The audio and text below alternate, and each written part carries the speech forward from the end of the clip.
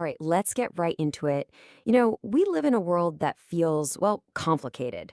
It's just full of these gray areas where what's right and what's wrong isn't always so black and white.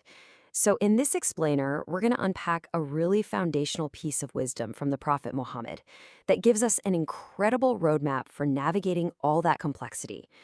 It shows us how to find clarity by focusing on the one thing that it turns out controls everything else. So, this is the teaching at the very center of our discussion today. It's a hadith, a saying of the Prophet Muhammad, and it is just so powerful in how clearly it lays things out. Right from the start, it sets up this solid foundation. Some things are clearly lawful, and some things are clearly unlawful. No ambiguity there. But then it immediately pivots to the real challenge, doesn't it? It points to those doubtful, kind of foggy matters that hang out in between. And then it wraps up by pointing us inward, to the one single part of us that governs our entire being, the heart. So how does this teaching actually help us find our way through the maze? Well, it starts by giving us a framework. It's brilliant, really. It organizes pretty much all human actions into three simple, distinct categories, basically creating a mental map for us to achieve some ethical and spiritual clarity. And here's that framework, laid out nice and clear. Its real power is in its simplicity. On one side, you've got the halal, everything that is clearly lawful and permitted, easy enough. On the other side, the haram, what's clearly unlawful and forbidden. But the real meat of this teaching, as you can see, is that category smack in the middle, the shubuhat, or the doubtful matters. This is the gray area. This is the ambiguous territory where it's toughest to find clarity, and honestly, where we need the most guidance. I mean, think about some modern business deals with crazy complex supply chains, or new financial products that nobody's quite sure how to classify. That's the shubuhat in action. And this is the question, isn't it? The teaching knows this is what we're all thinking. It's one thing to avoid what's obviously wrong and stick to what's obviously right. But what do we do with all that stuff in the middle? How are we supposed to handle situations that just aren't so clear-cut? Well, to answer that exact question, the prophet didn't just give a command or a dry rule. He told a story. He used this really powerful and, frankly, timeless analogy to make the danger of that gray area feel real, tangible, and totally unforgettable for anyone listening. The setup is incredibly simple. You've got a shepherd, you've got their flock of animals, and then there's this piece of land that is absolutely 100% off limits. It's a scene anyone, anywhere in the world can picture in their head, which is exactly what makes it such a genius teaching tool. So the key concept, the term we need to know here is hima. What is it? Just think of it like a royal reserve or a king's private pasture. It's a protected area with a very clear, well-known boundary, and the rule is simple. You and your animals are not allowed to go in, period. And this right here perfectly illustrates the core logic. A wise shepherd, a smart one, doesn't take their flock and graze them right up against the border of the hema. And why not? Because it's just too risky. I mean, think about it. All it takes is a strong gust of wind, a single moment of distraction, and a few of those animals can just wander right across the line into forbidden territory. The real danger isn't just crossing the line. It's being so close to it in the first place. And this is where the analogy delivers its knockout punch, that powerful spiritual lesson. The hema, that protected land belonging to the king, well, that represents the clear prohibitions of God, the haram.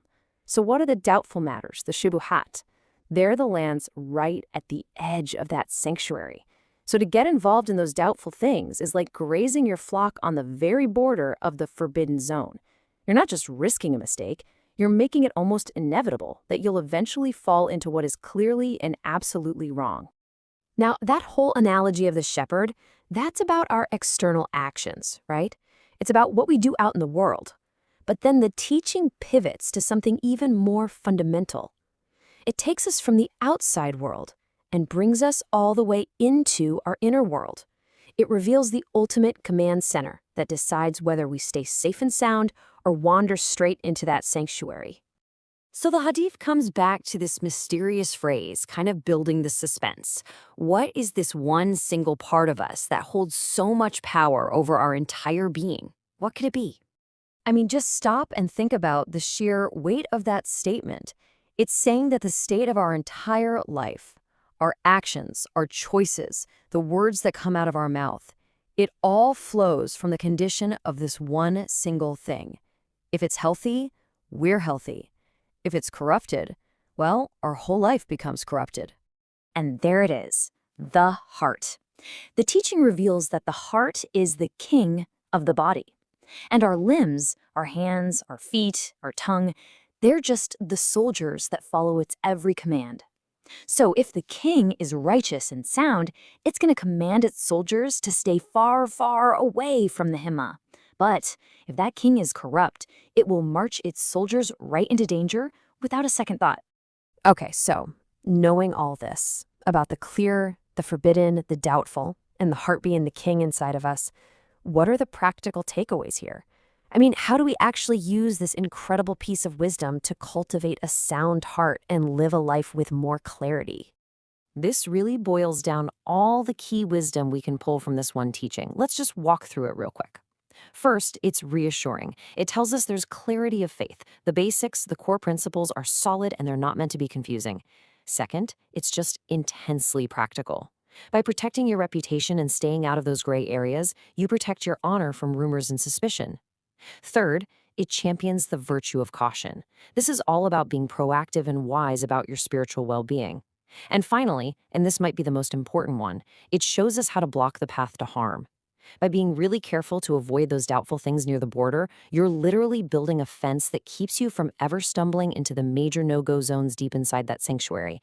And it's all for one goal: cultivating a sound, pure heart. And there's one last really subtle insight that scholars have pointed out here. The teaching starts by talking about what is lawful and unlawful, right? And those concepts are so often tied to what we eat and drink. But it ends by talking about the state of the heart. Now, that's not a coincidence. The implication is that what we physically put into our bodies has a direct spiritual effect on the health of our heart, our inner king. It's a profound idea that our physical purity is directly linked to the spiritual purity of our heart. So we'll end with this thought right here. This whole teaching, from the 3 categories of action to the shepherd's warning to the king within, it all comes back to you. It asks you to imagine your heart as a kingdom and yourself as its sole guardian. So when you consider everything, what you consume, the situations you put yourself in, the choices you make in those gray areas, the real question is, what are you allowing to cross its borders? Because the answer to that question, well, that determines the fate of the entire kingdom.